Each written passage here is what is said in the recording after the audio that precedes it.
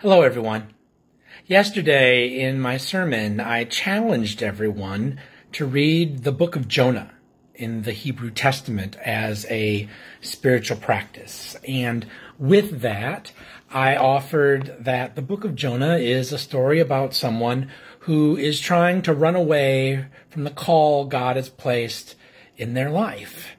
And they are not happy with how things are, and they want things to be different.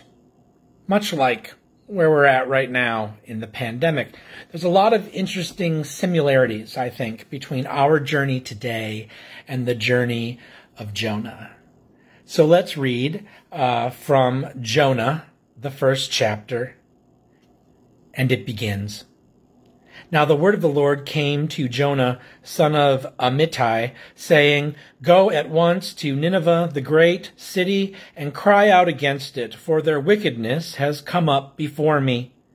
But Jonah set out to flee to Tarshish. From the presence of the Lord he went down to Joppa and found a ship going to Tarshish. So he paid his fare and went on board to go with them to Tarshish, away from the presence of the Lord. You know, how many of us have been in a place in our lives where we feel like God is holding us back, where we're not able to get to where we want to go?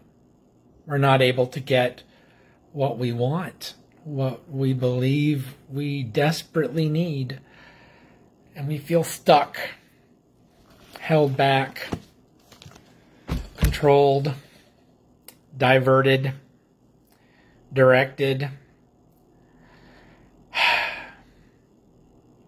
Happens to a lot of us.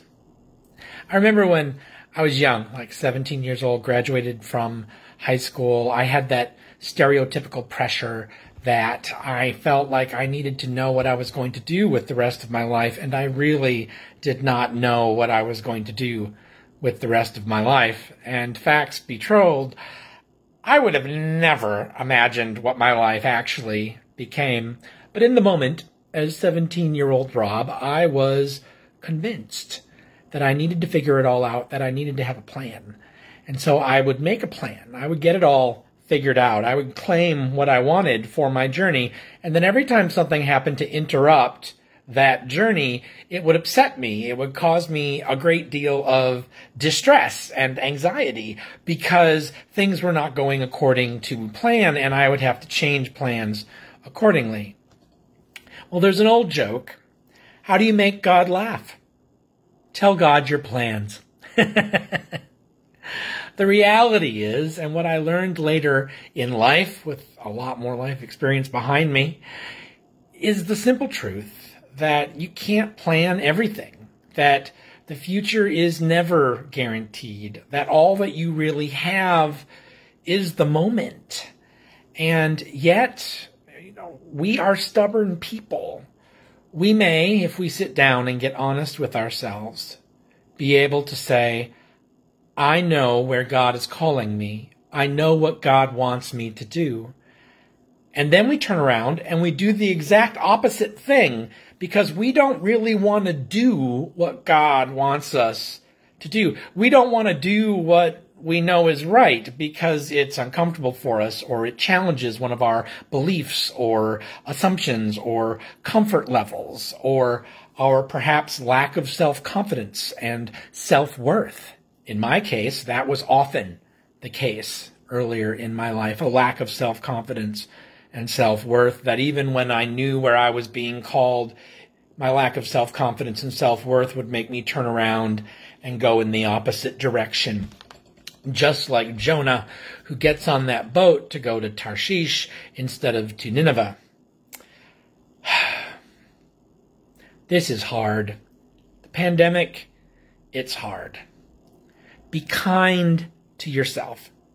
Give yourself permission to live in the moment, and try like hell with all of us to let go of any expectation for the future, because we don't know what the future is going to be. I do know that more will be revealed. We will learn in the future what the future will be like, but there is no way for us to know now. whether we're making plans for September or December. We just don't know. But I know this. If you can connect inside of yourself enough to be able to see where God is calling you, what God is calling you to do, and who God is calling you to be, and you take a step in that direction, life will get better. It's never easy living the gospel, making your life an act of praise, but it is always worth it. And if you are like me, your life is far better with the gospel than without it. Any day of the week, no matter what's going on. I would not trade my faith for anything.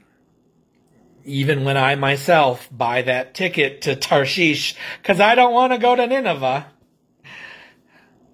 I still hold a sincere gratitude and appreciation for my faith, and I hope you do as well. Be kind to yourself and love one another. This is our 5-minute meditation. My name is Pastor Rob, Holy Trinity Community Church. Together, we are the difference.